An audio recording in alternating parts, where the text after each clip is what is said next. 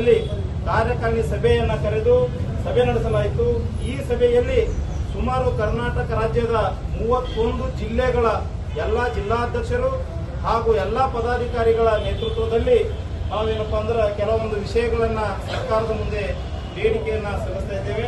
ಅದರಲ್ಲಿ ಮೊದಲನೇದಾಗಿ mobile app ಮತ್ತು ವೆಬ್ ಅಪ್ಲಿಕೇಶನ್ಗಳ ಮೂಲಕ ಆಗುತ್ತಿರುವ ಸಮಸ್ಯೆಗಳ ಕುರಿತು ಈ ಇಲಾಖೆಯಿಂದ ಅಭಿವೃದ್ಧಿಪಡಿಸಿರುವ ಸುಮಾರು 17ಕ್ಕೂ ಅಧಿಕ ಮೊಬೈಲ್ ವೆಬ್ ತಂತ್ರಾಂಶಗಳ ಮೂಲಕ ಕರ್ತವ್ಯ ನಿರ್ವಹಿಸಲು ಒತ್ತಡ ಹೇರುತ್ತಿದ್ದು, ಈ ತಂತ್ರಾಂಶಗಳ ನಿರ್ವಹಣೆಗೆ ಅವಶ್ಯಕವಾಗಿರುವ ಮೊಬೈಲ್ ಸಾಧನ, ಲ್ಯಾಪ್ಟಾಪ್ ಹಾಗೂ ಅದಕ್ಕೆ ಅವಶ್ಯಕವಾಗಿರತಕ್ಕಂಥ ಇಂಟರ್ನೆಟ್, ಸ್ಕ್ಯಾನರ್ ಹೀಗೆ ಹಲವು ಕೆಲಸಗಳನ್ನು ನಿರ್ವಹಿಸಲು ಬಹಳ ಒತ್ತಡ ಹೇರುತ್ತಿರುವುದರಿಂದ ಕ್ಷೇತ್ರ ಮಟ್ಟದಲ್ಲಿ ಅಧಿಕ ಒತ್ತಡದೊಂದಿಗೆ ಗ್ರಾಮ ಆಡಳಿತಾಧಿಕಾರಿಗಳ ಸಾವು ನೋವುಗಳು ಆಗುತ್ತಿದ್ದು, ನಿರಂತರವಾಗಿ ಮಾರಣಾಂತಿಕ ಹಲ್ಲೆ ಕೂಡ ನಡೆಯುತ್ತಿರುತ್ತವೆ.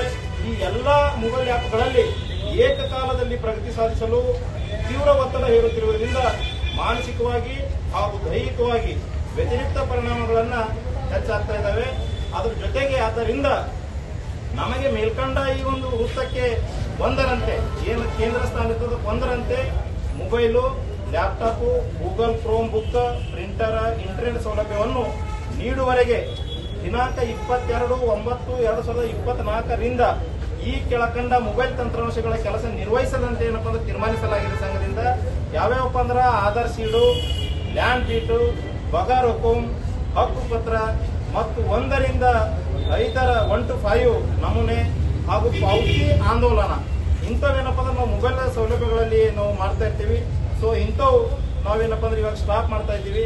ಅದ್ರ ಜೊತೆಗೆ ಮೂಲಭೂತ ಸೌಲಭ್ಯಗಳೇನು ನಮ್ಗೆ ಬೇಕಪ್ಪ ಅಂದ್ರೆ ಉತ್ತಮ ಗುಣಮಟ್ಟದ ಒಂದು ಟೇಬಲ್ ಕುರ್ಚಿ, ಯಾಕ ಇಲಾಖೆಗೆ ನಮ್ಗೆ ಯಾವುದೇ ರೀತಿಯ ಸೌಲಭ್ಯಗಳು ಇರಲಾರದೆ ಇರುವುದರಿಂದ ಸ್ವಲ್ಪ ತೊಂದರೆ ಆಗ್ತಾ ಇದೆ.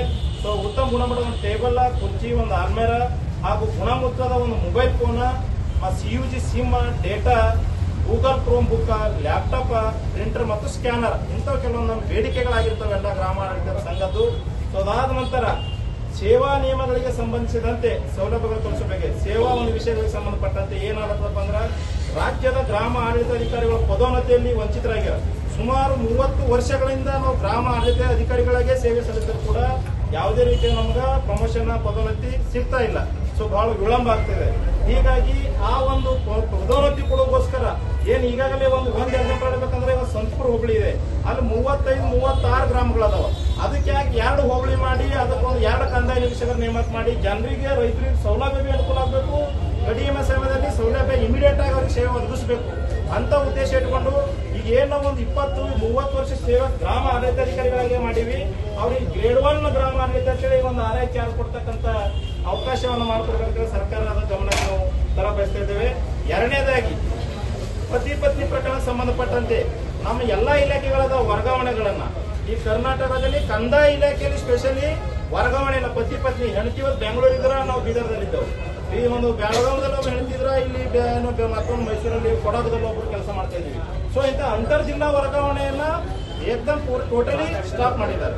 ಸೊ ಆ ಒಂದು ಅಂತರ್ ಜಿಲ್ಲಾ ವರ್ಗಾವಣೆ ಪತಿ ಪತ್ನಿ ಪ್ರಕರಣಕ್ಕಾದ್ರೂ ಅಟ್ಲೀಸ್ಟ್ ಆಮೇಲೆ ನಿಯೋಜನೆ ಅವೆಲ್ಲಾನು ಅದಾವ.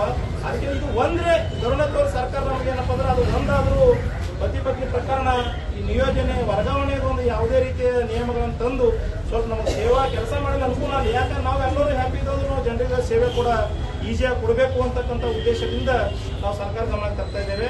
ಅದೇ ರೀತಿಯಾಗಿ ಕಂದಾಯ ಇಲಾಖೆಯಲ್ಲಿ ಈಗಾಗಲೇ 7 ವರ್ಷ 8 ವರ್ಷ ಅಂತೇಳಿ ಒಂದು ಅಂತರ್ ಜಿಲ್ಲಾ ವರ್ಗಾವಣೆ ಮಾಡಬೇಕಾದ್ರೆ 7 ವರ್ಷ ಕನಿಷ್ಠ ಸೇವೆ ಸಲ್ಲಿಸಬೇಕನ್ನೋದರ 7 ವರ್ಷದ ನಮ್ಮ FDA ಅದಕ್ಕಿಂತ ಮೇಲ್ಪಟ್ಟರೆ ಇರ್ತಕ್ಕಂಥ ಹುದ್ದೆಗಳು ಅವರು ಪದೋನ್ನತಿ ಆಗ್ತಾರ. ಆ 7 ವರ್ಷ ಅಲ್ಲಿ ಕನಿಷ್ಠ ಇಟ್ಟಾಗ ಅವ 7 ವರ್ಷ ಬಿಟ್ಟು ಬೇರೆ ಜಿಲ್ಲಾಕ್ಕೆ ಬಂದ್ರೆ ಅವ ತಿರಿ ಮಾತು 1ನೇ ಚಾಲು ಆಗ್ತಾವ.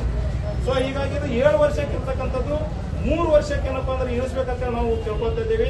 ಅದೇ ರೀತಿಯಾಗಿ ಆಯುಕ್ತಾಲಯ ನಮ್ಮದೇನು ಈಗಾಗಲೇ ಒಂದು ಆಯುಕ್ತಾಲಯ ರಚನೆ ಮಾಡಲಾಗಿದೆ ಜನ ಸರ್ಕಾರ. ಅದು ಗ್ರಾಮ ಆಡಳಿತ ಅಧಿಕಾರಿಗಳ ಜ್ಯೇಷ್ಠತೆಯನ್ನು ಕೂಡ ರಾಜ್ಯ ಮಟ್ಟದ ಜ್ಯೇಷ್ಠತೆಯನ್ನಾಗಿ ಪರಿಗಣಿಸಬೇಕಂತ ನಾವು ಸರ್ಕಾರ ಗಮನಿಸಿದ್ದಾರೆ. ಸರ್ ಅವರ ಮುಖಾಂತರ ನಾವು ಮನವಿ ಪತ್ರವನ್ನ ಕೊಡ್ತಾ ಇದ್ದೇವೆ. ಹೇಳ್ರಿ ಮೇಡಮ್, ನೀನು ಒಬ್ರು